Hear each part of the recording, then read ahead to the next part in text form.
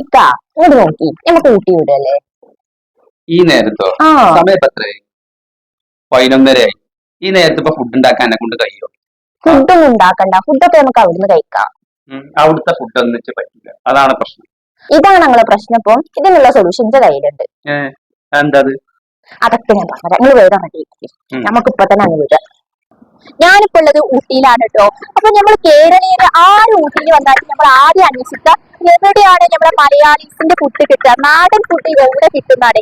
അങ്ങനെ ഒരു സ്പോട്ടിലാണ് ഞാനുള്ളത് കേട്ടോ. നമ്മളെ അറഫ റെസ്റ്റോറന്റ്. ഇവിടെ Kerala food, Chinese food, north and south Indian ഫുഡുകളെല്ലാം അവൈലബിൾ ആണ്.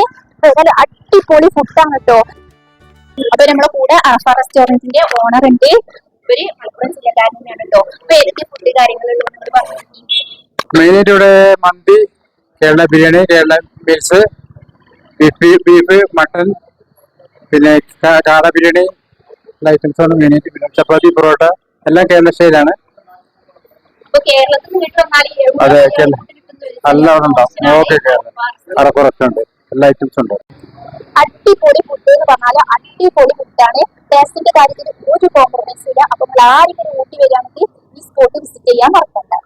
കേരള സ്റ്റൈല് ഫുഡ് മാത്രമല്ല, നമ്മൾ ഫാമിലി ആയിട്ട് ഊട്ടിക്ക് ഒരു യാത്ര പോവുകയാണെങ്കിൽ നമുക്ക് റൂം കാര്യങ്ങൾ എല്ലാ അറേഞ്ച്മെൻറ്റ്സും ഫുഡും കാര്യങ്ങളും എല്ലാം നമ്മളെ ഷാജിയൊക്കെ സെറ്റാക്കി തരും. അപ്പോൾ ഞാൻ ഷാജിയാക്കാൻ്റെ നമ്പർ കൊടുക്കുന്നുണ്ട്. അപ്പോൾ അതിൻ്റെ ഡീറ്റെയിൽ ആയിട്ടുള്ളൊരു വീഡിയോ ആയി നാളെ വരാം.